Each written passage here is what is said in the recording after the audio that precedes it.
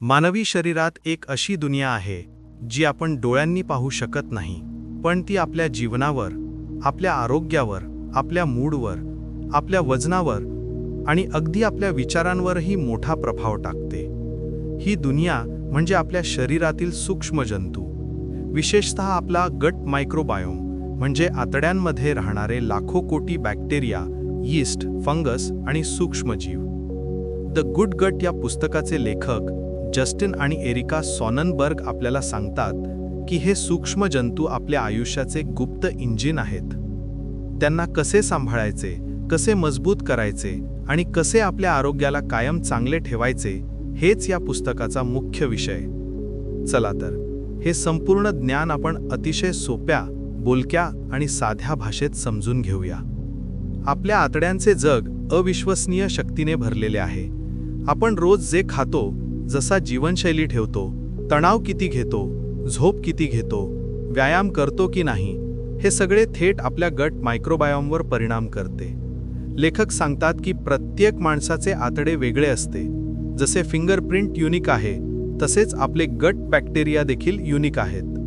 म्हणजेच आपली digestion, immunity, mindset आणि ऊर्जा ही एकच गोष्ट आपला गट दीर्घकाळ सांभाळते. गट म्हणजे फक्त खाणे पचवणे नाही. गट म्हणजे एक कमांड सेंटर आहे जे शरीरातील सूक्ष्म संदेशवाहक केमिकल्स तयार करते, रोगांपासून वाचवते, इन्फेक्शनशी लढते, शरीराचे वजन नियंत्रणात ठेवते आणि अगदी आपल्या विचारांवर आणि भावनांवरही नियंत्रण ठेवते. त्यामुळे लेखक म्हणतात की हेल्दी गट म्हणजे हेल्दी लाईफ.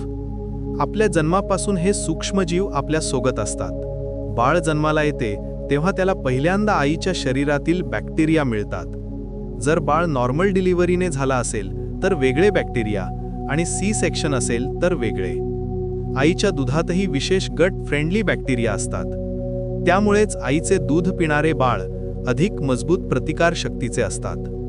लेखक सांगतात की आधुनिक जीवनशैलीने फास्ट फूड, पॅक्ड फूड, तणाव, कमी झोप, घाई गडबड आणि जास्त प्रमाणात अँटीबायोटिक्स यामुळे आपल्या आतड्यांचे आरोग्य खराब झाले आहे. पूर्वीचे लोक जेवढे आरोग्यवान होते तेवढे आजचे लोक नाहीत. कारण त्यांची आहारशैली नैसर्गिक, फायबरने भरलेली, घरगुती आणि विविधतेने भरलेली होती. आजच्या लोकांनी मात्र प्रोसेस्ड फूडला जीवनशैलीचा भाग केले आहे. यामुळे आपल्या गटमधील चांगले बॅक्टेरिया मरत आहेत आणि हानिकारक बॅक्टेरिया वाढत आहेत. लेखक सांगतात की आपला गट म्हणजे एक बाग आहे.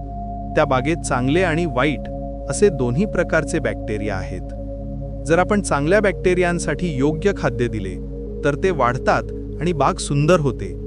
पण जर खराब खाद्य दिले तर वाईट बॅक्टेरिया वाढतात आणि बाग उद्ध्वस्त होते. म्हणूनच आपल्याला पाहिजे असते जास्तीत जास्त फायबर, नैसर्गिक अन्न, किण्वित पदार्थ, विविध रंगाची भाज्या आणि कमी प्रमाणात प्रोसेस फूड. आपल्या गटमध्ये असलेले चांगले bacteria short chain fatty acids तयार करतात, ज्यामुळे इन्फ्लेमेशन कमी होते, शरीरातील शुगर कंट्रोल सुधारतो, इम्युनिटी वाढते आणि मेंदूला शांत ऊर्जा मिळते. या बॅक्टेरियांचे काम म्हणजे अन्नाचे छोटे तुकडे बनवून आपल्या शरीराला वापरण्यास योग्य करणे. ते नुसते डायजेशन करत नाहीत, तर ते आपल्या शरीरातील हॉर्मोन्स, मूड रसायने आणि प्रतिकार शक्ती यांना नियंत्रित करतात. जसे शरीराला ऑक्सिजन लागतो तसे गटला फायबर लागतं. फायबर म्हणजे त्या चांगल्या बॅक्टेरियांचे अन्न. ज्यांच्या आहारात फायबर कमी असते त्यांची डायजेशन कमजोर होते, constipation, acidity, bloating, skin issues, sugar imbalance ही सगळी समस्या हळूहळू वाढते.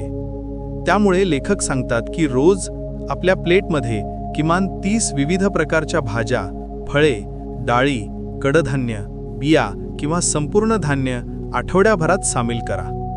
आपण जे खातो ते प्रॅक्टिकली 2 प्रकारात विभागता येऊ शकते. 1. अन्न जे आपल्यासाठी असते. 2. अन्न जे आपल्या गट बॅक्टेरियासाठी असते. किंवा असे समजा, 1. आपल्याला पोट भरायला, 2. त्यांना काम करायला. जेव्हा आपण फक्त पोट भरण्याचा विचार करतो तेव्हा आपण गटचे आरोग्य विसरतो. त्यामुळे आपण pizza, burger, Maggi, French fries, chips, cold drinks, cakes, biscuits यांकडे वळतो. हे पदार्थ चविष्ट असले तरी गटसाठी विषासारखे आहेत. ते चांगल्या बॅक्टेरियांना मारतात, वाईट बॅक्टेरिया वाढवतात आणि मेटाबॉलिझम खराब करतात. लेखक सांगतात की जर तुम्हाला आरोग्य सुधारायचे असेल तर एकच सवय लावा: खरा, नैसर्गिक, स्थानिक आणि ताजे अन्न खा. आपल्या गटवर एक गोष्ट सर्वात जास्त परिणाम करते, ती म्हणजे अँटीबायोटिक्स. आवश्यक असतील तेव्हाच घ्या, पण कारण नसताना घेऊ नका. कारण अँटीबायोटिक्स म्हणजे जंगलात आग लावण्यासारखं आहे. चांगले आणि वाईट असे दोन्ही प्रकारचे बॅक्टेरिया जळून जातात. त्यामुळे नंतर डायजेशन कमजोर होते, इम्युनिटी कमी होते आणि शरीराला परत योग्य बॅक्टेरिया तयार करण्यात वेळ लागतो. गट आणि मेंदू यांचा एक विशेष संबंध आहे. त्याला गट ब्रेन ॲक्सिस म्हणतात. म्हणजे आपले आतडे थेट मेंदूशी बोलतात. तुमचे मूड, अँक्झायटी, डिप्रेशन, इरिटॅबिलिटी, फोकस ही सगळी मेंदूची कामे गटच्या स्थितीवर अवलंबून असतात. म्हणूनच आपल्याला एखाद्या गोष्टीची चिंता असेल तर पोट खराब होते, भूक लागत नाही किंवा उलटीसारखं वाटते. त्याचे कारण म्हणजे गट आणि मेंदू एकमेकांशी सतत संदेश देवाणघेवाण करतात. जर गट निरोगी असेल तर मेंदू शांत असतो. जर गट खराब असेल तर मेंदू अँक्झायटी होते. त्यामुळे लेखक म्हणतात की मेडिटेशन, डीप ब्रीथिंग, कमी तणाव आणि चांगली झोप गटसाठी अत्यंत आवश्यक आहेत.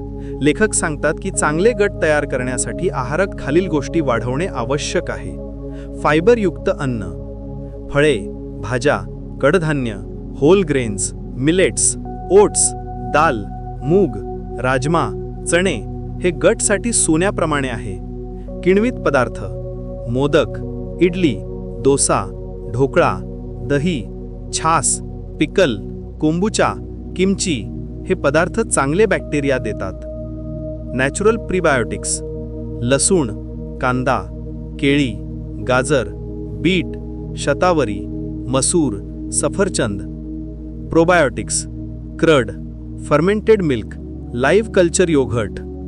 विविध खाद्य, जितके विविध अन्न तितके विविध बॅक्टेरिया. ते सांगतात की फक्त हेल्दी खाणे पुरेसे नाही, हेल्दी खाण्याची विविधता जास्त असणे महत्त्वाचे आहे. आहार एकसुरी असेल तर गटमधील बॅक्टेरिया एकाच प्रकार वाढतात आणि बाकी मरतात. त्यामुळे रोज वेगवेगळे पदार्थ प्लेटमध्ये घाला. लेखक म्हणतात की एक्सरसाइज फक्त कॅलरी बर्न करण्यासाठी नाही. एक्सरसाइजमुळे गटमधील चांगले बॅक्टेरिया वाढतात. हलका ब्रिस्क वॉक देखील मोठा फरक पाडू शकतो. आता एक महत्त्वाचा प्रश्न: गट खराब झाल्याची लक्षणे कोणती? बरोबर, सतत ॲसिडिटी, अन्न लगेच न पचणे, ब्लोटिंग आणि गॅस, कॉन्स्टिपेशन किंवा लूज मोशन्स, एनर्जी कमी असणे, इम्युनिटी कमी होणे, skin problems, brain fog, mood swings, वजन वाढत राहणे. ही लक्षणे दाखवतात की गटला मदत हवी आहे. लेखक सांगतात की आपण आपल्या गटसाठी खालील गोष्टी करू शकतो: अर्धे पोट भाज्या आणि सॅलडने भरा. शक्य तितके घरगुती ताजे अन्न, प्रोसेस्ड आणि पॅक्ड फूड कमी करा. रोज कमीत कमी 7 ते 8 तास झोप घ्या. स्ट्रेस कमी करा. मेडिटेशन आणि ब्रीथिंग जोडा. रोज 30 ते 40 मिनिटे चालणे. पाणी पुरेसे प्या. शुगर कमी करा, कारण शुगर वाईट बॅक्टेरिया वाढवते. योग्य काळजी घेतली तर गट काही आठवड्यात सुधारतो आणि संपूर्ण शरीराचा बदल दिसू लागतो. गट मजबूत झाला की डायजेशन सुधारते, स्किन चमकते, वजन नियंत्रणात राहते, थकवा कमी होतो, विचारांची स्पष्टता येते, मूड चांगला राहतो, इम्युनिटी मजबूत होते, आयुष्य अधिक एनर्जेटिक होते. लेखक म्हणतात की हे पुस्तक म्हणजे मॉडर्न सायन्स आणि एन्शियंट फूड विजडम यांचे मिश्रण आहे. आजी आजोबा जे सांगायचे की घरी केलेले खा, भरपूर भाज्या खा, ताक प्या, तूप वापरा, तणाव घेऊ नका, हीच तत्वे आज विज्ञान मान्य करत आहे. द गुड गट आपल्याला सांगते की खरे आरोग्य दुधी, पालक, कडधान्य किंवा ताज्या फळांत आहे. आपल्या पोटात शांतता आहे आणि आपल्या जीवनात संतुलन आहे. गट ठीक असेल तर आयुष्य आपोआप ठीक होते. आता या संपूर्ण पुस्तकाचा एक साधा संदेश: आपला गट सांभाळा, आपले जीवन स्वतःहून बदलत जाते. आणि आता आपण या सुंदर प्रवासाचा शेवट करत आहोत. जर तुम्हाला हा स्पष्टीकरणात्मक सोप्या भाषेतला व्हिडिओ आवडला असेल तर ग्रो विथ बुक्स या यूट्यूब चॅनलला लाईक करा, शेअर करा आणि सबस्क्राईब करायला अजिबात विसरू नका. ज्ञान वाढवूया, आयुष्य बदलूया.